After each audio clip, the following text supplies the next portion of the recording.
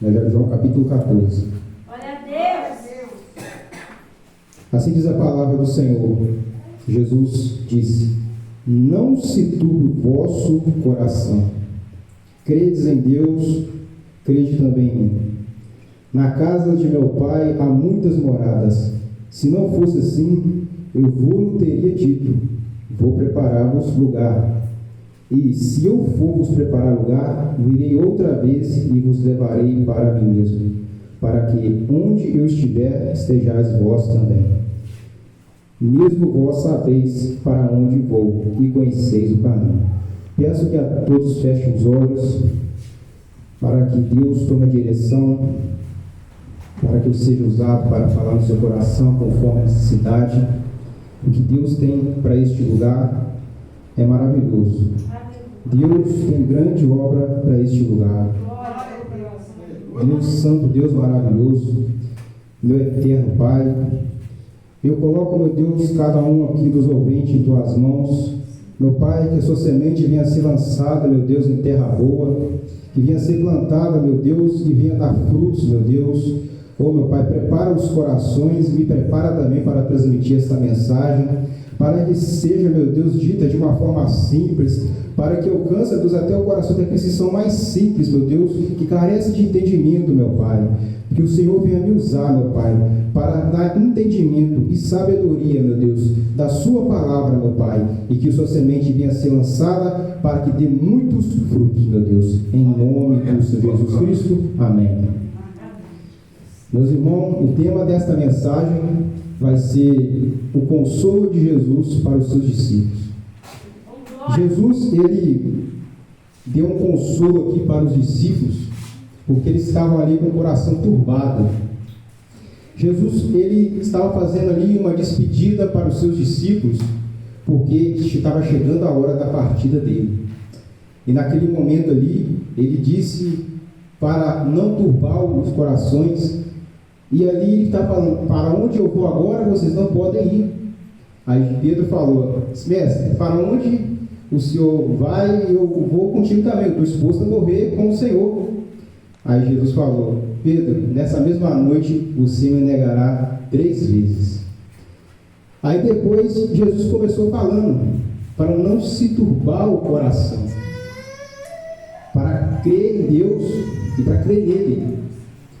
Então ali naquele momento ali, Jesus estava falando para pessoas que iam falhas, pessoas ali que necessitavam da misericórdia de Deus, mas que ele chamou para ser discípulo, mesmo sabendo que eles iam depois negarem ele. Às vezes foca muito em Pedro, porque Pedro, ele negou, porque Pedro é muito específico aqui, mas todos ali se esparramaram, mas ovelhas se esparramaram, e só o bom pastor ali, que sacrificou pelas ovelhas. Então, Jesus, ele falou isso para os discípulos, ele fala também para os discípulos, que somos cada um de nós que seguem a palavra dele nessa noite. E para você também que quer ser um discípulo de Jesus, você também que tem essa vontade, esse chamado no coração, mas que ainda não conseguiu exercitar esse chamado, você se sente o toque no coração, mas você diz: Senhor, eu não tenho força. Mas Deus não chama super-herói, Deus chama pessoas fracas mesmo, Deus chama pessoas pecadores. Esses homens eram pessoas falhas. Pedro negou Jesus 3 vezes, mas mesmo assim, Jesus falou para eles não turbar o coração, para crer em Deus, para que na casa do Pai há muitas moradas, que se fosse assim, ele teria dito: vou preparar-vos lugar. Então, Jesus é maravilhoso. E Deus, ele tem uma obra, um chamado para cada um nesta noite. A palavra discípulo quer dizer aquele que segue os ensinamentos do seu mestre.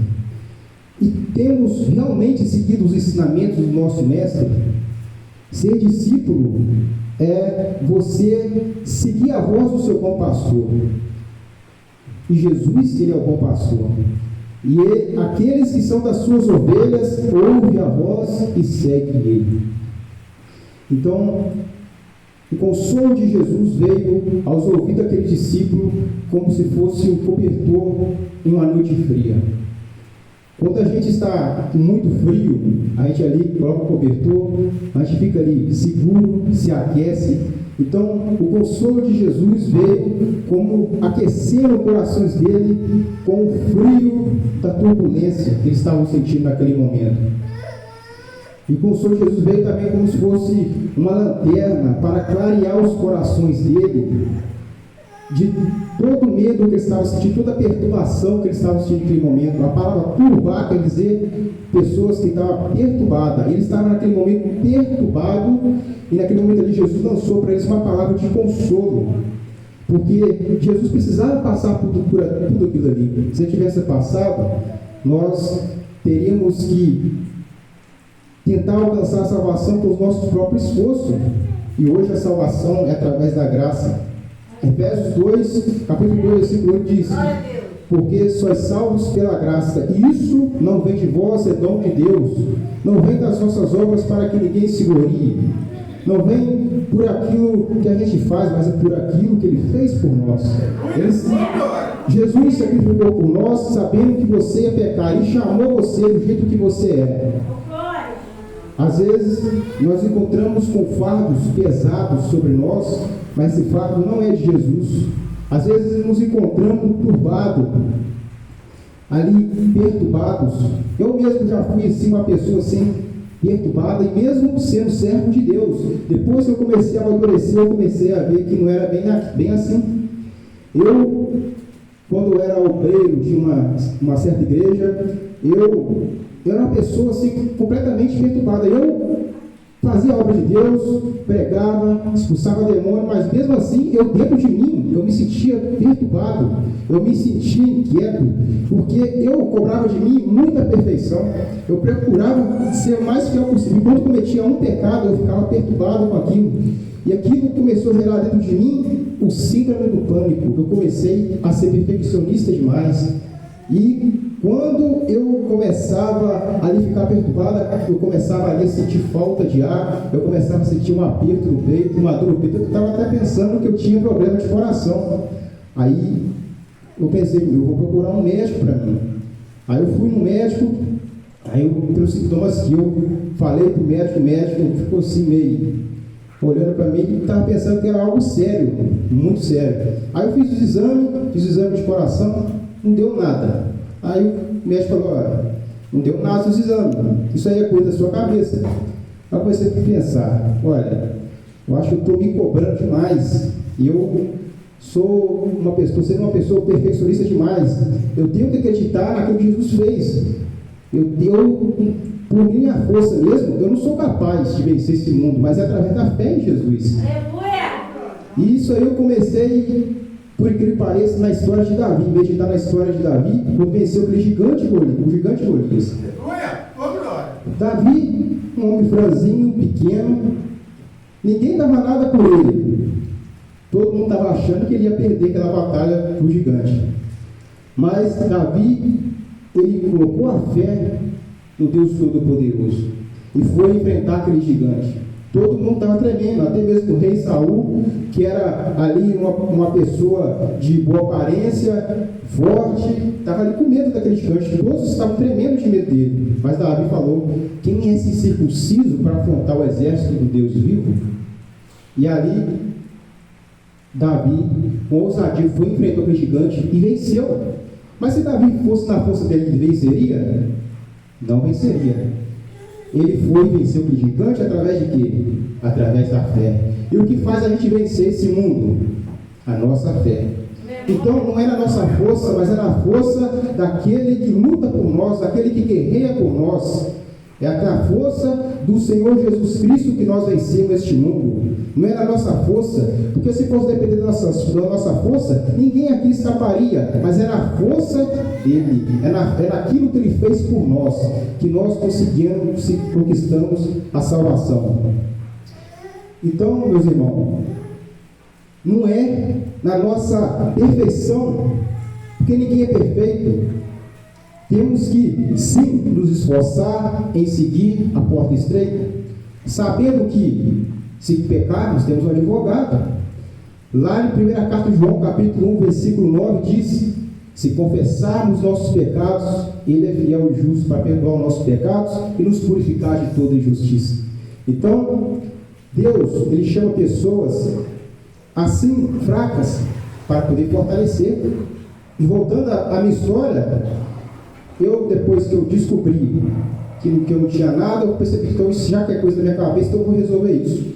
Eu vou começar a me aprofundar no conhecimento da graça do Senhor Jesus Cristo. Eu vou começar a mergulhar no conhecimento da graça para saber por que Jesus sacrificou por mim realmente. Será que Ele sacrificou em vão? Será que eu preciso ser perfeito para poder conquistar minha salvação?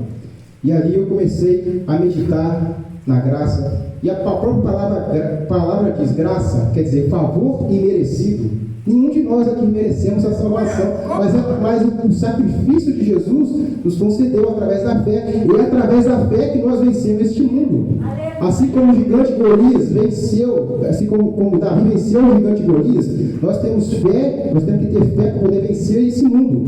E para vencer esse mundo é através da fé do nosso Senhor Jesus Cristo.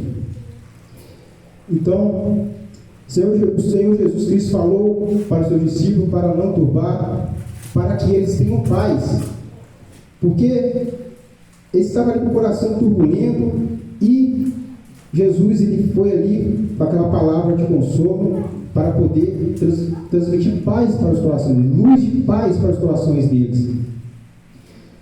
E a gente às vezes pensamos em muitas coisas, ficamos ansiosos com muitas coisas, mas Deus, Ele é o príncipe da paz. Ele quer habitar no seu coração. Ele quer realmente fazer morada. Ele quer encher o seu coração de paz nessa noite. Aleluia! E Jesus falou, crede em Deus, crede também em mim. Na casa de meu Pai há muitas moradas. Então precisamos ter fé, segurança. Não basta somente acreditar. Eu acredito que Deus existe. E os discípulos acreditavam claramente que Deus existe. Porque ele falou isso, crede em Deus, crede também em mim. Ele está falando, crede, tenha segurança em Deus, confie em Deus. Não se apoie no seu próprio entendimento, mas confie em Deus. Nós não devemos apoiar no nosso próprio entendimento, porque nosso entendimento é limitado. Os pensamentos de Deus são mais altos do que os nossos pensamentos. Os caminhos de Deus são melhores do que o nosso. Às vezes queremos fazer as coisas do nosso jeito. Nós queremos traçar para nós o próprio caminho. Mas Jesus disse, eu sou o caminho, a verdade e a vida. Ninguém vem ao Pai senão por mim. Então temos que seguir a pisada do nosso mestre. Temos que seguir a pisada do Senhor Jesus Cristo. E ele disse, na casa de meu Pai há muitas moradas. Então, é morada de sobra. A casa de Pai é o céu. Em algumas traduções está escrito quartos. Na casa de meu Pai há muitos quartos. Ou seja, quando a gente for para agora, nós vamos se tornar família de Deus. Olha só que coisa maravilhosa. Vamos ali desfrutar da comunhão da família. Nós vamos fazer parte da família. E nós já começamos a fazer parte da família de Deus a partir desse momento aqui nessa terra. Então, a vida eterna, às vezes a gente pensa assim, a vida eterna começa depois da morte. Não, a vida eterna começa agora. Porque Jesus falou, aquele que crê em mim jamais morrerá, mas passará da morte para a vida. Quando a pessoa, um servo de Deus, morre, não quer dizer que ele morreu simplesmente, ele passou da morte para a vida. Então, a vida eterna começa agora. A partir do momento que você nasceu, a vida eterna já começou. A partir do momento que você aceitou Jesus como seu Salvador. Nós vivemos nesse mundo aqui de passagem. Nós vivemos nesse mundo aqui, nesse corpo de carne, pecaminoso, mas Jesus prometeu para nós um corpo glorioso, um corpo incorruptível. E nós vamos desfrutar deste corpo, porque vai ser um corpo glorioso. E Jesus prometeu que é um corpo semelhante ao dele. Semelhante ao dele. E vai ser um corpo glorioso, não vai ser o corpo que segue os cursos deste mundo. Então, Jesus, ele, acredito eu, que Deus tem uma obra grande nessa igreja, porque Deus está falando fortemente no meu coração.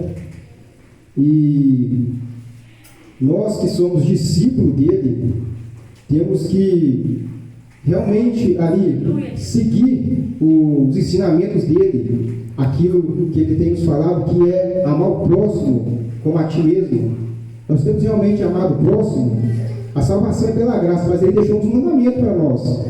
Ele falou assim, eu deixo um novo mandamento para vocês: amem uns aos outros assim como eu vos amei. Então,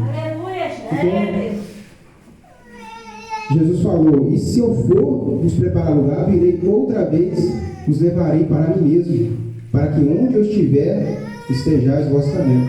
Mas mesmo vós sabeis para onde eu vou, e vós conheceis o caminho. E depois, quando Jesus disse isso, aí Tomé falou: Senhor, mas eu não sei, a gente não sabe o caminho. Aí Jesus disse: eu sou o caminho, a verdade e a vida, ninguém vem ao Pai a não ser por mim. Então Jesus, ele é o caminho, ele é o único caminho. Não é religião A, não é religião B, mas é Jesus. Então você tem que procurar ter intimidade com Jesus. Aleluia! É muito bom a gente se reunir, ter comunhão com os irmãos, mas você tem feito isso somente por costume ou porque você quer uma intimidade com Jesus? E lá no seu quarto, na sua casa, você tem orado? Você tem lido a palavra? Nós não podemos transformar num costume ou somente num encontro religioso. Você tem que procurar uma intimidade individual com Jesus. Procurar ser discípulo realmente. E quando você se tornar discípulo, você vai fazer parte desse consolo. E olha só que coisa maravilhosa: o próprio Jesus prometeu a salvação para ele, garantiu a salvação para eles. Então somos salvos através da graça, através da promessa da cruz. Olha só que coisa maravilhosa. E falou que eu vou preparar lugar para você. Estava garantindo a salvação, a promessa da salvação. Então, Jesus, ele quer salvar cada um de nós. E a vontade de Deus é que todos os homens se salvem. Mas, como é estreito o caminho e apertado, poucos que seguem esse caminho. Porque espaçoso é o caminho que leva à perdição. Aleluia! Nós temos que seguir o caminho estreito, e esse caminho estreito é Jesus. Ele é o caminho que conduz ao Pai.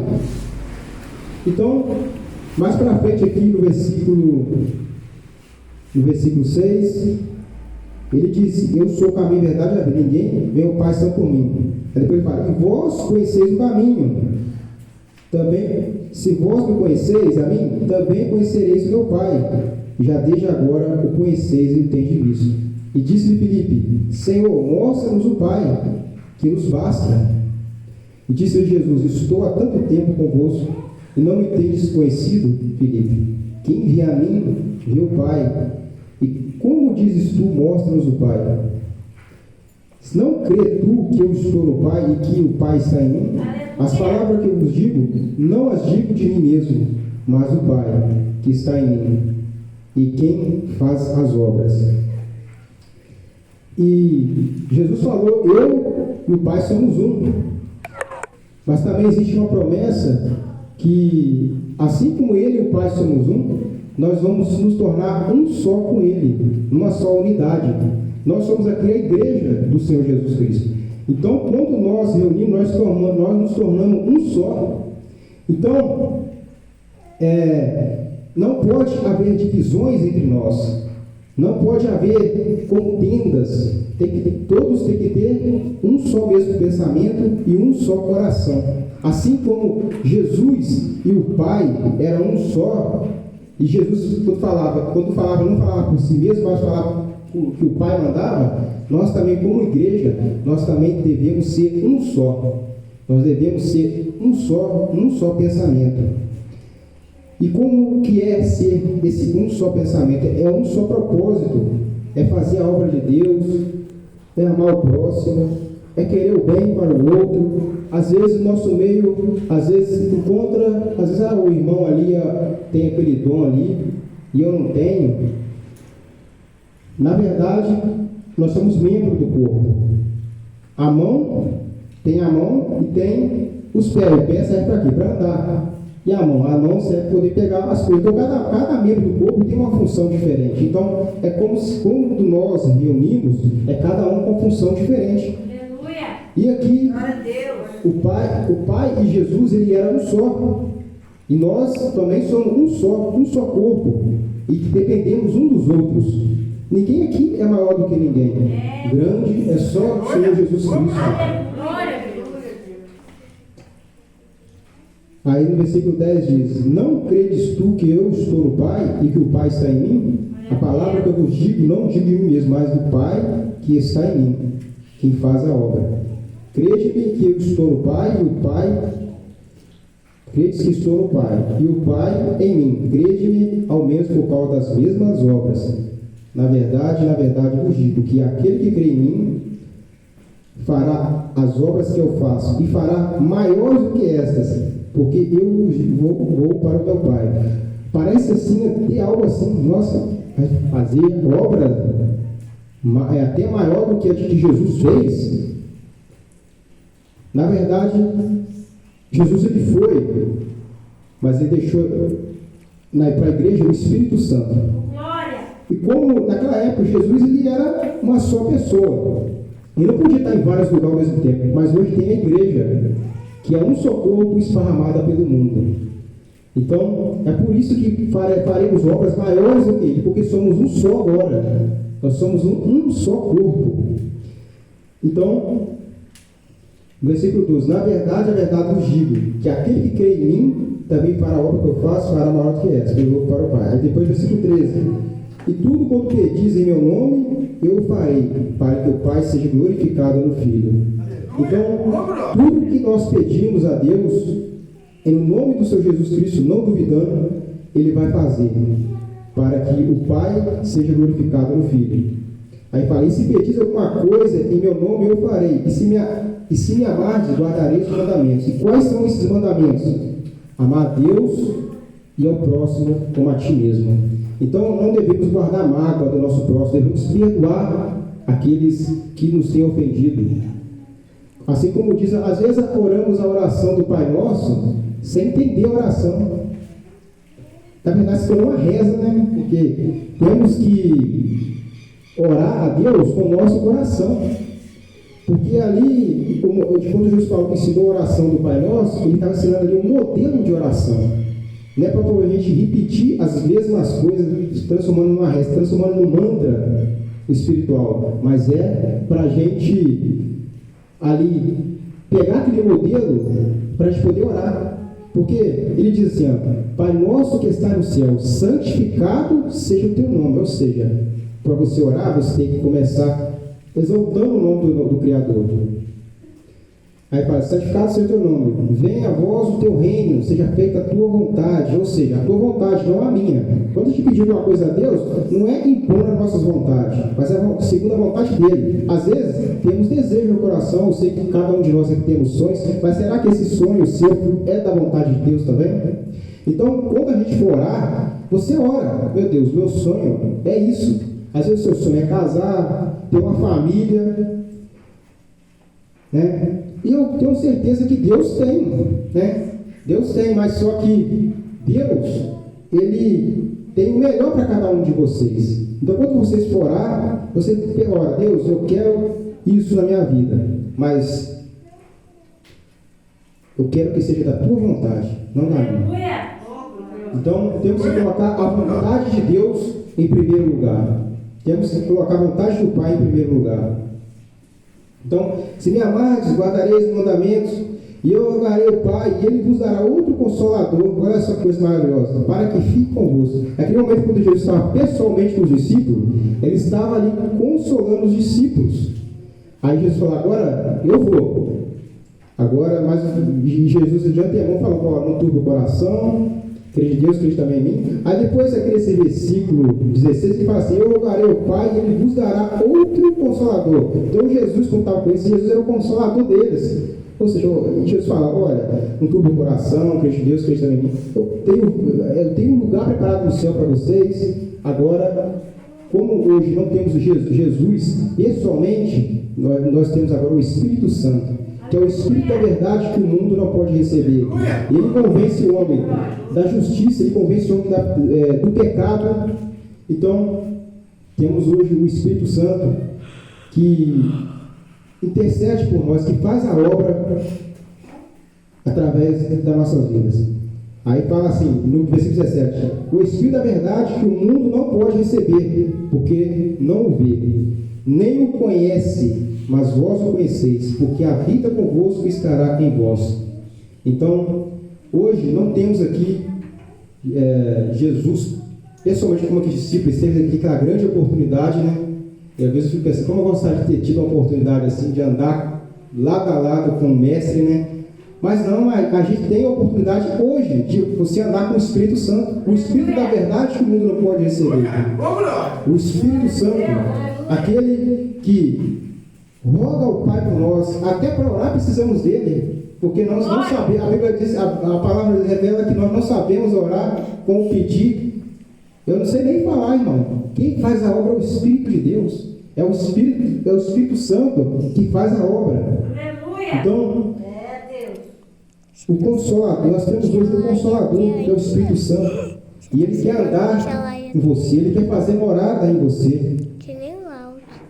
Aí diz mais para frente, no versículo 18: não vos deixarei órfãos, voltarei para vós. Ainda um pouco que o mundo não me verá mais, mas vós vivereis, porque eu vivo em vós e vós vivereis. Aquele dia conhecereis que estou no Pai, e vós em mim, e eu em vós. Aquele que tem meus mandamentos e os guarda, esse é o que me ama. Aquele que me ama será amado de meu Pai, e eu o amarei e me manifestarei a ele. Então, temos que seguir os mandamentos de Jesus. Ser discípulo de Jesus não é pelas nossas vestes, não é pela aparência, mas é pelo amor. A gente não é conhecido como discípulo. A palavra de Jesus não revela: conhecereis que sois meu discípulo por causa da aparência, da roupa. Não. Conhecereis que meus discípulos, sabe como? Quando amam uns aos outros. Quando ama realmente uns aos outros. Você tem amado os outros realmente? Ou tem vivido somente uma vida de aparência, uma vida religiosa, assim como eu vivi no tempo antigo? Eu vivi uma vida turbulenta, um coração perturbado, mas hoje eu tenho paz, eu não tenho mais isso. Eu tinha síndrome do pânico e fui curado disso. A partir do momento que eu entendi a graça, eu comecei a ter paz dentro de mim. E hoje eu posso ter a felicidade de ter certeza da minha salvação, porque eu era um servo de Deus que tentava fazer um esforço de mim próprio para poder obter salvação. Às vezes eu deixava ali o sacrifício de Jesus na gaveta, cheio de poeira, e eu não usava aquilo que Jesus deixou para nós, o sacrifício dele. Ele sacrificou por nós, não sacrificou em vão. Jesus não sacrificou em vão por nós. Então, devemos crer naquilo que ele fez por nós, porque não é nas nossas obras, não é naquilo do nosso esforço, mas é por aquilo que ele fez. O único mandamento, a única coisa que ele quer que você faça é que você ame os seus inimigos, ame aquela pessoa que te ofendeu, ame aquela pessoa que fez o mal para você lá no passado, que você não consegue perdoar. Às vezes você fica com essa mágoa e você não consegue se libertar. Então deixa Jesus te libertar nessa noite e seja realmente um discípulo de Jesus. E quando você se tornar um discípulo, você vai fazer parte dessas promessas, que é a promessa da vida eterna, assim como ele prometeu aos discípulos. E como eu disse, ele prometeu para pessoas falhas, pessoas ali pecadoras. Pedro negou Jesus 3 vezes, mas depois, no final da história, segundo os historiadores, depois que Pedro negou Jesus, ele depois se converteu de verdade. Segundo a história, ele foi crucificado de cabeça para baixo. Na Bíblia não tem isso na Bíblia, mas segundo a história, quando ele ia ser executado, ele ia ser crucificado. Aí ele pensou, ele falou: eu não sou digno de ser crucificado como meu mestre, eu quero que ele me crucifica de cabeça para baixo. E Pedro foi crucificado de cabeça para baixo. Então, O diabo, o que ele faz? Ele aponta o seu passado, aquilo que você fez. Mas Deus não, Deus olha o seu futuro. Aleluia. E Ele te chama e Ele te escolheu. Ele se escolheu segundo a presciência. O diabo só sabe apontar seu passado. Ele quer fazer você andar igual caranguejo, andando olhando para trás. Então, mas Jesus e Deus, ele olha, faz você olhar para frente, olhar para o futuro. Ele quer mostrar o seu futuro. E o seu futuro é a salvação. É só você crer. Porque, como Jesus diz, crede em Deus, crede também em mim. Na casa de meu Pai há muitas moradas. Então tem morada para todos. Então, deixa Jesus guiar seu coração. Deixa o Espírito Santo fazer morada. E assim, no dia, naquele grande dia, você vai ser ressuscitado e vai habitar com o Pai nos ares. Amém? Então, meus irmãos, eu quero aqui encerrar fazendo uma oração. Quero que todos coloquem de pé.